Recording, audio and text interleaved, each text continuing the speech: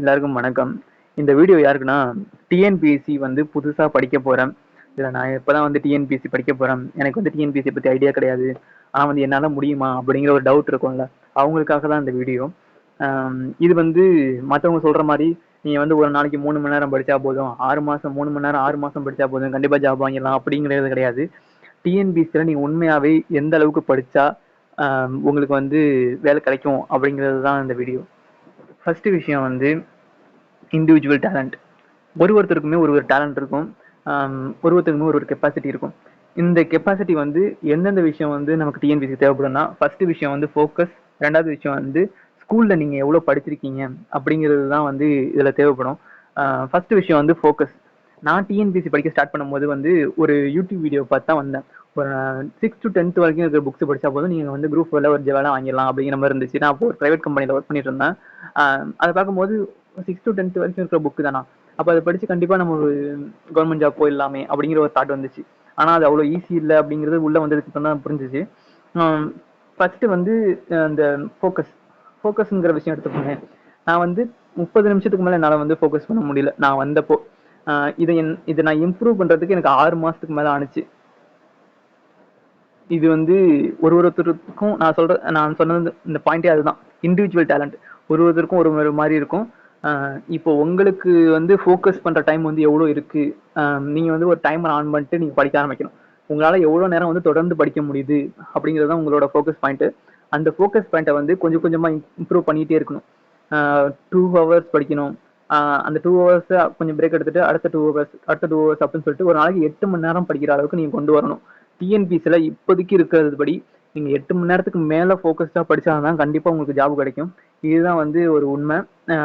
அடுத்த விஷயம் வந்து நீங்க ஸ்கூல்ல எந்த அளவுக்கு படிச்சிருக்கீங்க அப்படிங்கிறது ஒரு விஷயம் இருக்கு. ஏன்னா வந்து ஒருத்தருக்கும் வந்து ஒரு டேலண்ட் இருக்கும்னு சொன்னேன். ஆனா அவங்க வந்து ஸ்கூல்ல எந்த அளவுக்கு படிச்சிருக்காங்க, எந்த அளவுக்கு அந்த கான்செப்ட்ஸ் எல்லாம் வந்து கிராப் பண்ணிருக்காங்க, அவங்க ஸ்கூல்ல எந்த அளவுக்கு அந்த ஸ்டோரிஸ் எல்லாம் ஞாபகம் வச்சிருக்காங்க. ஏன்னா வந்து இதுல வந்து சோசியல் சயின்ஸ் வந்து அந்த பாடங்கள் வந்து ரொம்பவே ஒரு மேஜர் மேஜர். ஏன்னா வந்து இதுல அந்த ஹிஸ்டரி, பாலிட்டி, எக்கனாமிக்ஸ் இதெல்லாம் வந்து ஸ்கூல்ல நீங்க ஓரளவுக்கு படிச்சிருக்கீங்க, ஓரளவுக்கு உங்களுக்கு வந்து அந்த நாலேஜ் இருக்கு அப்படிங்கிற பட்சத்துல வந்து டிஎன்பிஎஸ்சிக்கு வந்து ஒரு பேஸ்மெண்ட் ஆல்ரெடி நீங்க ஸ்கூல்லே போட்டீங்கன்னு அர்த்தம். அப்படி இல்லைன்னா நீங்களும் என்னைய மாதிரி வந்து ஸ்கூல்ல அந்த அளவுக்கு வந்து நான் படிச்சதெல்லாம் கிடையாது. ஏதோ அப்போதைக்கு மனப்பாடம் பண்ணுவேன். ஆனா அது அப்பெல்லாம் அப்படியே மறந்துருச்சு. இப்ப பார்க்கும்போது வந்து ஆனா வந்து ஒரு சில விஷயங்கள் படிச்ச மாதிரி ஞாபகம் இருக்கு. ஆனா ஒரு சில விஷயங்கள் வந்து எனக்கு சுத்தமாவே இது என்னன்னு கூட எனக்கு தெரியல. அப்படிங்கிறவங்க வந்து என்னைய மாதிரி ஜீரோல இருந்து ஸ்டார்ட் பண்ணீங்கன்னு வச்சுக்கோங்களேன். உங்களுக்கு வந்து இதை முடிக்கிறதுக்கும் வந்து 6 மாசத்துக்கு மேல ஆகும். நீங்க ப்ராப்பரா ரிவிஷனோட போனீங்கன்னா கண்டிப்பா 1 வருஷத்துக்கு மேல ஆயிடும். இதுதான் உண்மை. அதாவது ஸ்கூல் புக்ஸ் முடிக்கிறதுக்கு மட்டுமே உங்களுக்கு 1 இயர் கிட்ட ஆயிடும் ரிவிஷனோட பண்ணீங்கன்னா. என்ன ப்ரோ ஒரு வருஷம் ஆகுமா, இதுக்கு மட்டுமே 1 வருஷம் ஆகுமா, அப்போ நான் அந்த ஸ்டாண்டர்ட் புக்ஸ் எல்லாம் படிக்கணுமே அப்படின்னு சொல்லி கேட்டீங்கன்னா அதுக்கு நான் சொல்றேன் இருங்க. இப்போ நீங்க வந்து இந்த 1 வருஷத்துல உங்களோட ஃபோக்கஸையும் உங்களோட வந்து அந்த பேஸ்மெண்ட்டையும் நல்லா போட்டிருப்பீங்க. அடுத்த 1 வருஷத்துல வந்து நீங்க அடுத்த 1 வருஷம் கூட தேவையில்ல, கொஞ்சம் கொஞ்சமா அந்த ஸ்டாண்டர்ட் புக்ஸை படிக்க ஆரம்பிச்சீங்கன்னா அது கொஞ்சம் கொஞ்சமா கிராஜுவலா இம்ப்ரூவ் பண்ணி நீங்க ஆல்ரெடி ஃபோக்கஸ் பண்ற டைம் வந்து இன்க்ரீஸ் பண்ணிட்டீங்க. அதனால உங்களால வந்து ஈஸியாவே இப்போ படிக்க முடியும். அப்படி பார்க்கும்போது நீங்க சீக்கிரமாவே வந்து இதை படிச்சு முடிச்சிடலாம். ஓகே, இது வந்து அதே அடுத்த பாயிண்ட் வந்து time to take improve talent. இப்போ இது நான் முன்னாடி பாயிண்ட்ல சொன்ன மாதிரி தான். இண்டிவிஜுவல் டேலண்ட்ங்கிறது வந்து ஒருத்தருக்கும் அவங்கவுங்க பிரெயின் வந்து ஒரு மாதிரி வந்து ரெஸ்பாண்ட் பண்ணும். இப்போ எனக்கு வந்து 6 மந்த் 1 இயர்ல இம்ப்ரூவ் பண்ண முடிஞ்சது வந்து ஒரு சிலர் கொஞ்சம் ஸ்ட்ரகிள் பண்ணலாம், இல்ல ஒரு சிலர் சீக்கிரமாவே கொண்டு வந்துடலாம். அவங்களோட கெப்பாசிட்டி பொறுத்து உங்களால எந்த அளவுக்கு கொண்டு வர முடியுது அப்படின்னு பாருங்க. அப்படி கொண்டு வர முடியலையா, நீங்க டக்குன்னு வந்து ஒரு டைப் கிளாஸ்ல ஜாயின் பண்ணிருங்க. தமிழ் இங்கிலீஷ் ரெண்டுமே சேர்த்து பண்ண ஆரம்பிச்சிருங்க. ஏன் டைப் பண்ண சொல்றேன்னா, நான் வந்து ஃபர்ஸ்ட் வாட்டி மார்க் எடுக்கும் போது வந்து எனக்கு வந்து 163 கொஸ்டின்ஸ் நான் போட்டிருந்தேன். இதுக்கு வந்து நான் டைப்பிஸ்ட் இருந்துச்சுன்னா கண்டிப்பா கிடைச்சிருந்திருக்கும். அப்பவே நான் வேலைக்கு போயிருப்பேன். அப்போ வந்து ஒரு 10 கொஸ்டின்ஸ் டிஃபரன்ஸ்ல வந்து எனக்கு வேலை கிடைக்காம போயிடுச்சு. இதே டைப்பிஸ்ட் இருந்திருந்தா அப்போ கிடைச்சிருந்திருக்கும். 10 கொஸ்டின் ஒரு 7 கொஸ்டின்ல இருந்தா கூட ஏதாவது ஒரு கடைசி கட்ட ஜாப் கூட கிடைச்சிருந்திருக்கும். அதுதான் உண்மை. ஆனா வந்து அப்போ என்கிட்ட டைப் இல்லாததுனால எனக்கு வந்து கிடைக்கல.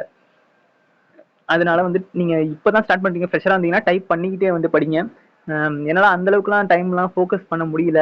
நான் ஒரு 3 ஹவர்ஸ் 4 ஹவர்ஸ் ஃபோக்கஸ் பண்றது ரொம்ப கஷ்டமா இருக்கு ஒரு நாளைக்கு, நான் வந்து ஃபுல் டைம் ஆஸ்பிரண்ட் அப்படின்னு சொன்னீங்கன்னா நீங்க கண்டிப்பா வந்து டைப் வந்து பண்ணுங்க. அதுதான் நான் சொல்லுவேன். அடுத்த விஷயம் வந்து இப்போ வந்து நிறைய யூடியூப் சேனல்ல அகாடமிஸ்லாம் வந்து ஆட் போடுவாங்க.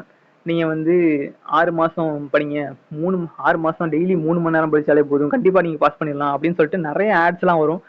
நானும் இந்த மாதிரி ஒரு ஆட்ல ஒன்றை பார்த்து தான் வந்து ஏமாந்து உள்ள வந்தேன். அது வந்து வேற விஷயம்னு வச்சுக்கோங்களேன்.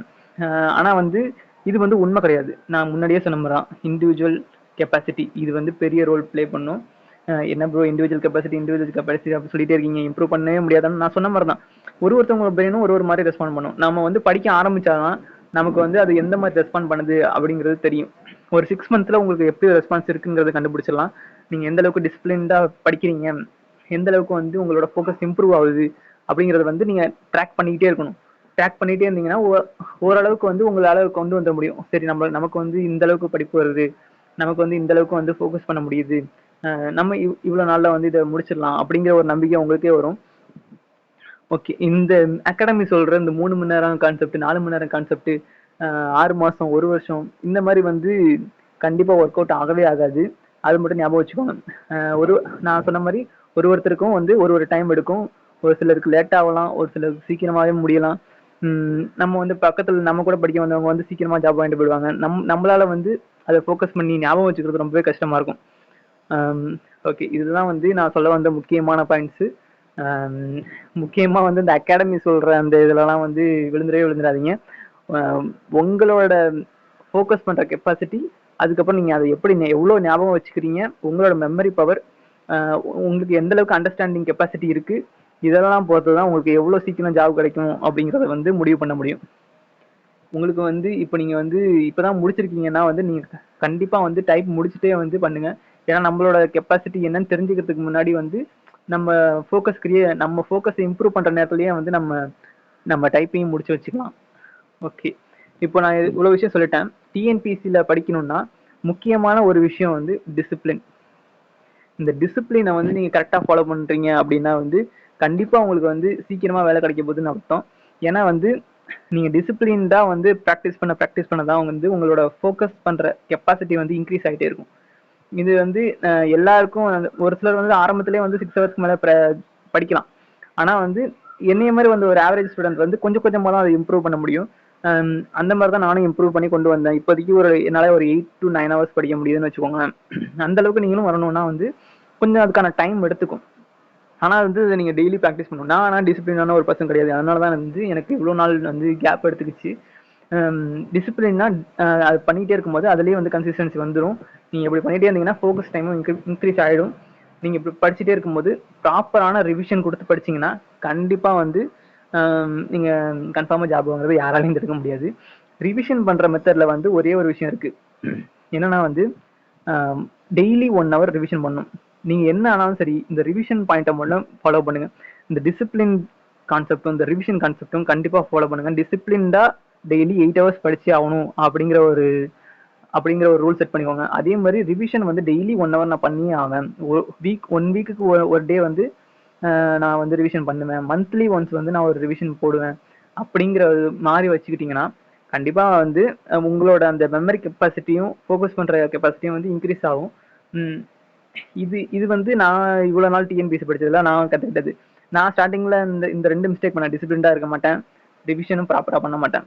அதனாலதான் வந்து எனக்கு வந்து ஸ்டார்டிங்ல வந்து அந்த 10 கொஸ்டின் டிஃபரன்ஸ்ல போனது நான் அதனாலதான் அந்த மாதிரி தான் ஃபீல் பண்றேன். ஓகே, அது ஓரமா இருக்கட்டும். அடுத்து வந்து டெஸ்ட்டுமே வந்து நிறைய போட்டு பாருங்க. அப்பதான் வந்து இப்போ வந்து டெஸ்ட் நிறைய போட்டு பார்க்கும்போது நமக்கு ரேண்டமா அதை வந்து மைண்ட்ல இருந்து எடுத்து கொடுக்கும். அப்போ வந்து நம்மளோட பிரெயின்ஸோட இந்த நியூரல் கனெக்ஷன் வந்து ஃபாஸ்டா இம்ப்ரூவ் ஆகும் அப்படின்னு சொல்லிட்டு ஒரு ஸ்டடிஸ் இருக்கு. அதனால வந்து டெஸ்ட் நிறைய போட்டு பார்க்கும்போது நிறைய கொஸ்டின் சால்வ் பண்ணி பாருங்க. டெஸ்ட் நிறைய போட்டு பாருங்க, ப்ரீவியஸ் கொஸ்டின் பேப்பர்லாம் நிறைய பாருங்க. இந்த விஷயம்லாம் வந்து உங்களோட வந்து அந்த மெமரி பவரை இன்க்ரீஸ் பண்ணும். ஓகே, ஓரளவுக்கு நான் சொல்ல வந்தது கிளியராகவே சொல்லிட்டேன்னு நினைக்கிறேன். வேற ஏதாவது உங்களுக்கு டவுட் இருந்துச்சுன்னா கமெண்ட்ல சொல்லுங்க. எல்லாருமே நல்லா படிங்க. கண்டிப்பா உங்களாலையும் வந்து முடியும். ஆனா உங்களுக்கான டைம், ஃபேமிலி சப்போர்ட், இந்த மாதிரி நிறைய ஃபேக்டர்ஸ் இருக்கு. இது எல்லாமே கன்சிடர் பண்ணிக்கோங்க. ஒருத்தருக்கு ஒரு டைம் எடுக்குன்னு சொன்னாங்க இல்லையா? அதனால வந்து உங்களுக்கான டைம் வர வரைக்குமே வந்து நீங்க பேஷன்ஸா படிச்சுதான் ஆகணும். அதுவுமே ஞாபகம் வச்சுக்கோங்க. எனக்கு ஃபேமிலி சப்போர்ட் இருந்ததுனால என்னால வந்து இவ்வளவு நாள் வந்து படிக்க முடிஞ்சிச்சு. ஆனா எல்லாருக்குமே அந்த மாதிரி இருக்கும்னு சொல்ல முடியாது இல்லையா? அதனால வந்து நீங்க எவ்வளவு சீக்கிரம் உங்களோட வந்து ஃபோக்கஸிங் பவரையும் மெமரி பவரையும் நீங்க இம்ப்ரூவ் பண்ணிக்கிறீங்களோ, டிசிப்ளின்டா இருக்கீங்களோ, அவ்வளவு சீக்கிரம் நீங்க உங்களால ஜாப் வாங்க முடியும். அதையுமே ஞாபகம் வச்சுக்கோங்க. ஓகே, நான் சொல்ல வேண்டியதெல்லாம் சொல்லிட்டேன்னு நினைக்கிறேன்.